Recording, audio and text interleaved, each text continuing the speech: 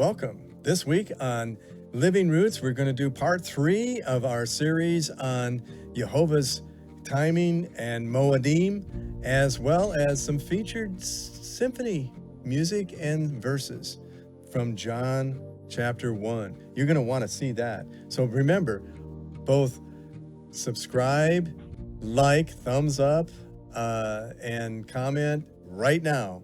Just say, hey, we got you, we're doing fine, and this will really help. So let's get started now. Every word, breathing with holy fire. In the script of your promise, I see the face of your son. Living roots, bringing your law and your love. Living roots, drawing us closer to your love.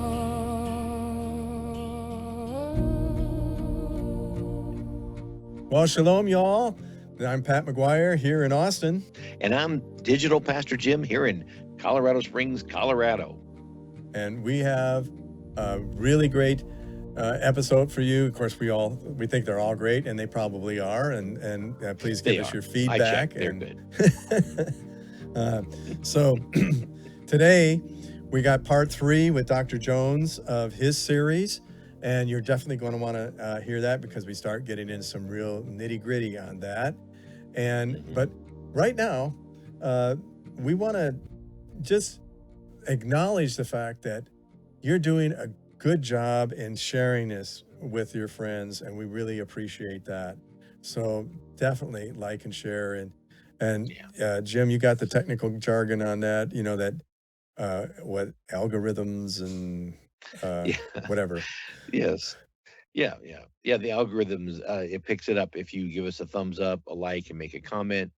The interaction is what propels the software to spread this to more people. And so the more interactions we get, the better off it gets for spreading this message. Well, and you are Digital Pastor Jim, so you have the digital thing going. And if you want to become a cyber stalker of Jim, he's all over the place on TikTok. I'm on TikTok, Facebook, whatever, YouTube. Right? I mean, if it's there, he's there. So I'm still trying to figure it out, but, you know, give me a break. I'm 100 years old. So I thought it was 120. You look 120. Yeah, I feel it sometimes, you know, and so for those of you young people, when I used to always hate being called young people, you know, we were those young Jesus freaks, you know, all these young people, and then all of a sudden they're not calling me that anymore. It's amazing. But I've been doing youth ministry forever, and I really appreciate it. I really love our emerging generation, and welcome. And please be patient with us old dudes, but hopefully we have some wisdom we can pass along. All right, let's jump into our study on John 1, verses 12 and 13. John chapter 1, verses 12 and 13, the Hebrew Gospels. But to all who received him, he gave them power and authority to become the sons of Elohim, even the ability to be made children of the Most High. To those who are faithful, to the believers who trust, were appointed and designated in his name. Those who were born not from blood, nor water, not from the desire of the flesh, not from the will of man or the Son of Man, but rather these are the children born from the very will of Elohim. The King James promises power to become sons of God. The Hebrew Gospels explodes with royal color, power, and authority to become the sons of Elohim and the children of the Most High. Straight from Psalms 82, born not from blood, waters, or fleshly desire, or even a son of man, but from God's own will. Ezekiel 36 comes alive in this. This is the full adoption into the divine family. Isn't that beautiful? I love that imagery of being adopted. I was adopted when I was a child. Wow, And, I didn't know that. Yeah. And so I've also kind of struggled with what that means. But to feel that sense of adoption, that we are now brought into a family who loves us, and cares for us and takes personal interest. You can't, when you adopt a child, this is a small little note I want to mention quickly. When you Sure. when you have natural born children, you can actually disinherit them. You can disown them. But when you legally adopt a child, you can't ever disown them. I had a rabbi friend of mine who was Orthodox, and he says to me, Jim, you should convert to Judaism. I said, Rabbi, I don't have to. He accepted me as his very own. I'm a part of the family now. You can't get rid of me if you want to. I love that so much. Well, what I love about the idea of adoption too is the parents are choosing you, right? Amen. Uh, we had our kids. We didn't have a choice. They came, and we have them, right? But when Yeah. we choose to adopt one, that's a big, Right. big choice. And God has chosen to adopt us. And Amen. even Yeshua's uh, stepfather, Joseph, Right. he adopted Jesus. He Right. adopted Yeshua. And that in the ancient times was binding, binding, binding, and everything of the inheritance of the land, everything went Mhm. with that adoption. All of the, the everything. And so Amen. Yeah. that adoption is really important. And I Right. and I love Right. it. And I love it. And it's kind of like, well, you know, the other part of it is when we get married. I always tell my outlaws in the family. They're the in-laws that you know, but we chose to be part of the family. So I told my Amen. father-in-law, I'm your son, and I chose to be your son. And that is really, beautiful when you think about it. Yeah. So I love Well, my daughter-in-laws and my son-in-law. As my son-in-law says, "You're my father in love, and he's that's my son in beautiful. love." And that's really what Oh, we're yeah. talking about here. Now we have a musical number here that's really, really great, and I love it because um, it's got children singing, and we're the children of the Most High, and it's just beautiful. So I'm gonna just play just a touch of that, so you get a taste of what that one is, because we're Mhm. kind of running out of time. But let's listen to that for a minute. These are the children of Elohim. These are the children, Elohim. These are his children, all who received him. But to all who received him, he gave them the power and authority to become sons of Elohim. Even the ability to be made children of the Most High. Children of the Most High.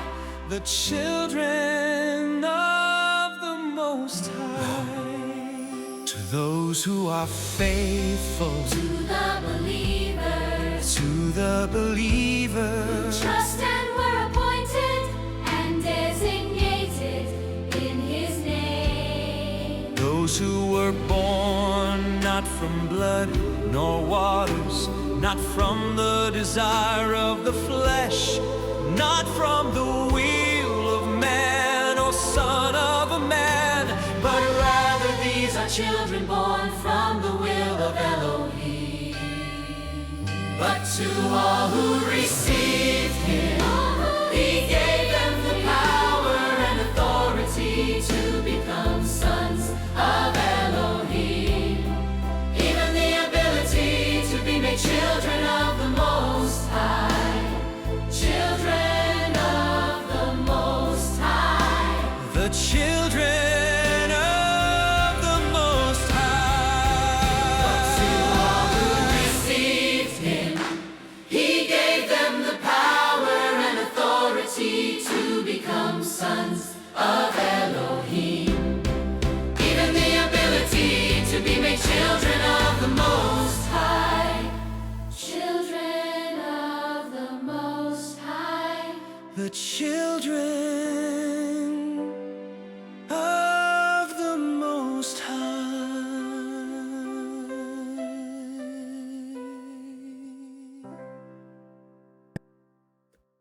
All right, now we're starting with part 3 of our investigation of what's in the book, The Unveiled. What are the clues that we've been following to find out who were these 3,000 that responded to Peter's message in Acts 2? Well, the calendar clue that solved the mystery. That is why the Zadokite remnant was in Jerusalem the right day for Acts 2. One of the cleanest clues in the whole investigation is something most people overlook, and that is the calendar. Which calendar were they following? Well, the Essenes and their Zadokite ancestors used a precise 364-day solar calendar rooted in Genesis 1:14 and preserved in the book of Enoch and Jubilees. Every feast has a fixed day. Shavuot always landed on the same Sunday, the 14th of the 3rd month. They had been counting the Omer in the same way for generations, preparing for the exact day the Spirit would be poured out. The Pharisees had switched to a shifting lunar calendar, and that was influenced by their time in Babylon and the Greeks. The Sadducees, well, they had their own method.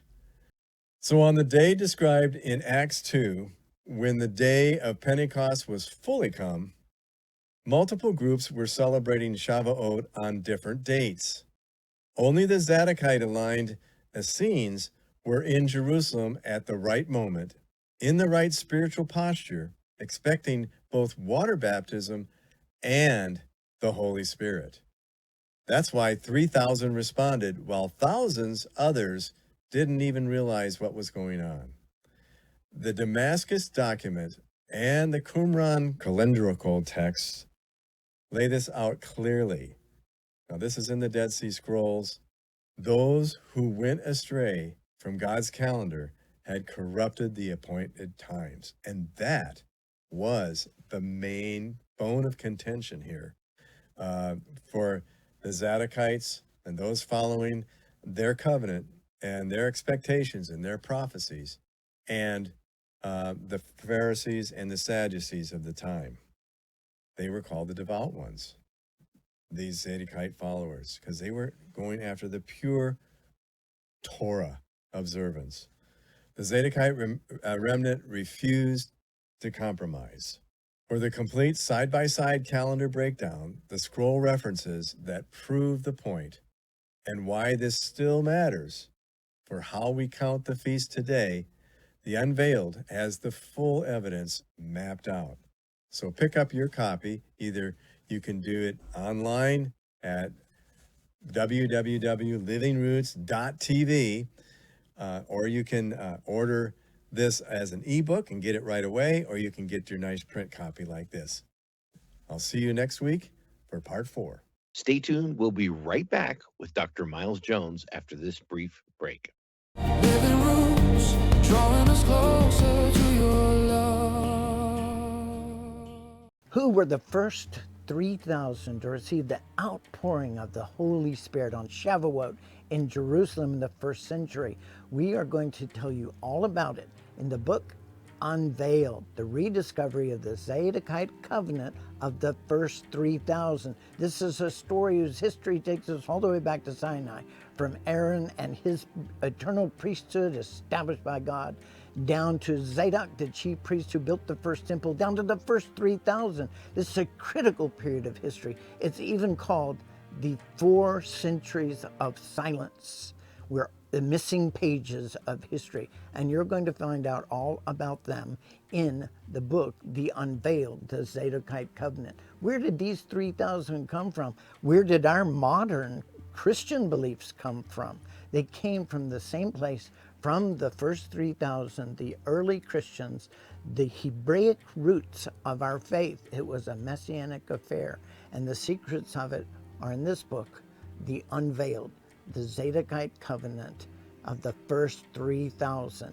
Heretofore totally mysterious, missing page of history that we're now going to open for you in the book, Unveiled, rediscovering the Zadokite covenant of the first 3,000. Online at thewritingofgod.com. thewritingofgod.com. That's thewritingofgod.com. The idea of the Revelation of the Month Club began more than a decade ago when I was called by God to go all over the world and recover the manuscripts of the Hebrew Gospels. And I did so. I went to Israel, I went to England, I went to France, went to Spain, I went to Italy, and now we have members all over the world searching out these manuscripts so we can translate them and bring them to you. We're asking you to give us a small monthly donation so we can get these things to your door as soon as they are translated, long before they're published. You are our supporters. You get the first view at everything we do, whether it's translations or videos. You get it right there in your inbox, right in your home, every month as a member of the Revelation of the Month Club. Go to writingofgod.com to sign up. Living roots, drawing us closer to your love. Welcome back to this compelling series on God's calendar and the sacred priesthood. In part 3, Dr. Jones traces the divine funnel of authority as it narrows through unwavering loyalty across generations, from Aaron and Eleazar's stand against Korah's rebellion to Phinehas' bold zeal that stopped the plague and earned an everlasting covenant of peace. That's in Numbers chapter 25. The line continues through Zadok, the high priest of the first temple under David and Solomon.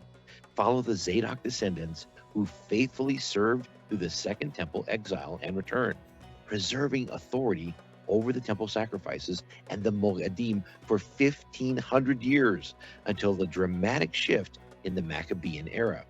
The mystery deepens. Stay tuned as the Dead Sea Scrolls holds the answers. This is going to be good. This is The Writing of God with Dr. Miles Jones. Welcome back to our third teaching on God's calendar. We have been watching YeHoVaH as he narrows down his authority, as he identifies those priests who are going to stand up for him when everyone is falling away. In the last episode, we saw the revolt of Korah. Korah was trying to challenge the priesthood and take away the power and the authority that YeHoVaH was giving the sons of Aaron. And it so kindled the wrath of YeHoVaH that he sent a mighty plague that was literally mowing down wave after wave of Israelites right before your eyes. It was moving across the congregation. Hundreds and thousands of people were being mowed down by this plague. What incredible supernatural warfare was going on here. And it was Aaron who took the censer of incense and he ran into the congregation and he stood between the advancing plague, in between the living and the dead, and he made atonement for the Israelites, and the plague was stopped. Eleazar, his son, was commanded to make a memorial that no one who was not of the seed of Aaron could even approach YeHoVaH to offer incense. Numbers 16:40 will see this again. But there would be other power grabs. The next one was when Phinehas stood up. This was when Balaam had sent Midianite women into the Israelite camp to curse themselves, to cause them to curse themselves with their promiscuity with these women of idolatry. The people of Israel, many of them, joined themselves to Baal Peor and began to celebrate his rites, which were celebratory, orgiastic, involved drunkenness and all kinds of evil done to Baal Peor. They began to commit these sacrifices to the dead idols. That's in Psalm 106. There was another plague, just like the one at the revolt of Korah, in which 24 3,000 people died. And the people knew this. They knew what had come upon them, this evil, but they didn't know what to do about it. Then stood up Phinehas, the son of Eleazar, one of the sons of Aaron, and he executed judgment.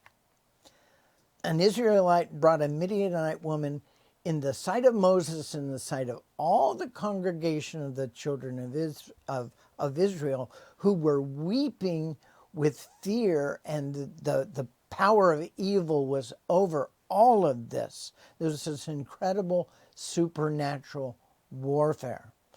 And it was Phinehas, the son of Eleazar, the son of Aaron, who rose up and took a javelin in his hand and thrust it through both the Israelite and the woman he had brought into the tabernacle tent itself.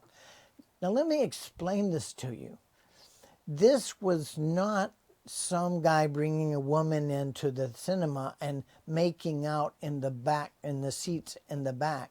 They were actually doing sexual ritual right up in front of the tabernacle before the entire congregation. And when Phinehas did the righteous thing and he killed them right there, the plague was stayed from the children of Israel.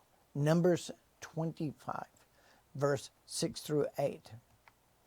So Phinehas and his seed were declared an eternal priesthood. You see how we're narrowing down the authority?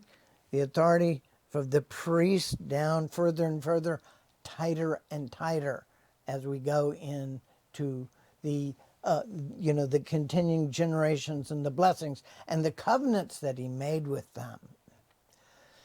Phinehas, the son of Eleazar, the son of Aaron the priest, has turned my wrath away from the children of Israel, while he was zealous for my sake. Numbers 25.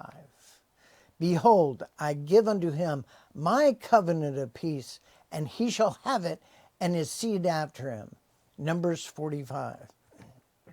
Even the covenant of an everlasting priesthood. He is making a covenant with the priest of Phinehas and his seed, one that will last forever. That's what we're seeing. Blessings and covenant, a narrowing down of authority as the generations continue from one to another. We started at Sinai, at Mount Sinai. This all began. And now we're wandering through the wilderness, coming to the promised land. When we arrive at the promised land, the direct descendant of Phinehas was Zadok, and he was the high priest of the first temple. Now this is a monumental time, right? Because before we're talking about nomads wandering in the wilderness. They had tents, they had goats, and now they're coming into the promised land, and they're now living in houses that they didn't even have to build, and they are harvesting vineyards and grain that they didn't even have to plant. So they've got buildings now, they've got homes, and now they're going to have a temple that was really magnificent in the ancient world, adorned with gold and silver and precious linens. It was a large temple, and it was the focus of their relationship, their covenant with YeHoVaH, the God of the Israelites. And Zadok was the one who built this temple. He was the high priest. David provided the money, but he was the one who would have been in charge of building the temple. He was followed by YeHoZadok, who was the priest during the exile. When they returned, Joshua was the priest of the rebuilt second temple, followed by Azariah and Onias. These were all direct descendants from Zadok, who is a direct descendant from Aaron, Eleazar, and Phinehas. He was the recipient of this everlasting covenant of priesthood. He was loyal to David, so loyal that he became his high priest. And Zadok, as high priest, was the one who anointed Solomon as king of Israel. Now, David reigned over Israel, and he executed judgment and justice unto all the people. He was a good king in so many ways. He is certainly revered by all Israelites and all readers of the Bible to his day. And Zadok, it says, the son of Ahitub, and Ahimelech, the son of Abiathar, were the priests. Later it was narrowed down just to Zadok. This is in 2 Samuel chapter 8, verse 17. And Zadok the priest took a horn of oil out of the tabernacle and anointed Solomon. All the people said, God save King Solomon. If you remember your Bible, you know that there was a big confrontation happening because the other son, one of the other sons of Solomon, was anointed king also. And it was Zadok who set forward and anointed Solomon, the choice of David, to be the next king. And so it was, upon the authority of the high priest of the temple. So in the 4th year of Solomon's reign over Israel, he began to build the house of YeHoVaH. That was the first temple. And Zadok was the high priest. He would have taken charge of the building of the temple. The seed of Zadok are given the authority. The chamber which faces north is for the priests who have charge of the altar. These are the sons of Zadok, descended from the sons of Levi, who come near the Lord to minister to him. YeHoZadak was high priest during the exile, during the trying time.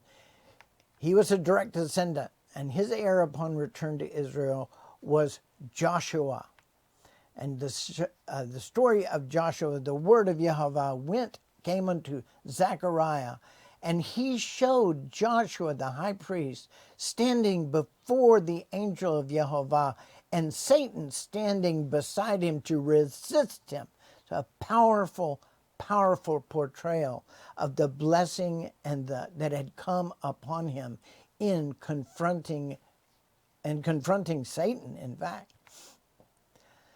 So they said to him, through Zechariah, take silver and gold and make crowns and set them upon the head of Joshua, the son of YeHoZadak, the high priest. And by this means, the authority was narrowed down now to the sons, the direct descendants of Zadok, the high priest of the first temple. And all of that authority lasted for a millennium and a half, 1,500 years, from the time of Mount Sinai to the time of the Maccabean period. And that's when the dark mystery happens that we will be showing you in the next teaching. In the beginning was the Word, the divine utterance.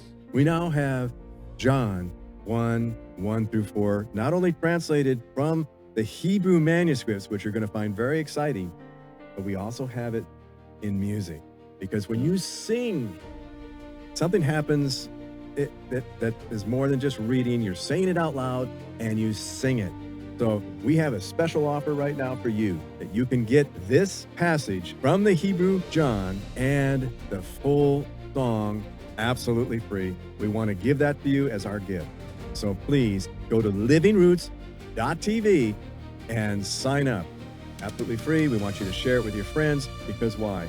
Because this is probably one of the most exciting passages in all of the Gospels. Because it sets up the Gospels, and it starts from the very beginning. In the beginning was the Word, the divine utterance. The Son of the Elohim, and the Word was with the Elohim. And the Son was the fullness of Elohim, and Elohim was the Word. Behold this one, he was in the beginning beside Elohim. For this purpose all things were created by his hands, and through him came everything into being.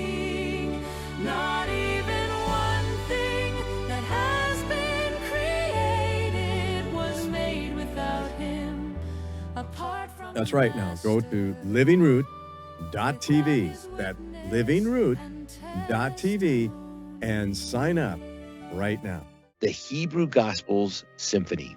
Imagine each gospel as its own powerful section in a majestic biblical orchestra. Matthew, Mark, Luke, and John weaving together, brought to life through powerful original music composed directly from this Hebrew text. You're experiencing this journey on the Living Roots podcast.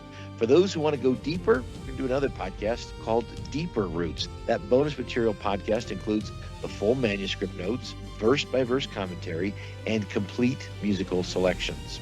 When the words of the scriptures are sung in a singable melody, they sink deep into your spirit, just resonating inside of you and replaying in your mind throughout the day and making it easy to remember and meditate on. You can support the mission of Living Roots by becoming a member of Deeper Roots at livingroots.tv. That's www.livingroots.tv. Living roots, drawing us closer to your love. Thank you, Dr. Jones. That's always incredible to see the richness that you pull out of the text, the history. We just love that a lot. So I want to thank you guys for joining us today. Again, remember to hit like and share, keep us moving forward in the algorithm. And also don't forget to sponsor our program. You can do so through the webpage. And it's just like buying us a cup of coffee that allows us to have more time for production and to continue to help the ministry grow. With Dr. Jones and with us, we thank you for your time. We thank you for your encouragement and your strength, and continue to watch as we develop this living roots and the deeper roots of our faith. And we have the Revelation of the Month Club that's been around for a couple of years now. And one of the things that is exciting about it, we're expanding it so that we can give you more. Hopefully, depending on which level you want to sponsor, but you're our sponsors for the translation project, and that's what Revelation of the Month does. And we share various, not only new chapters that have been done, but we also have essays and insights as to how we did the translation or just things that we're seeing.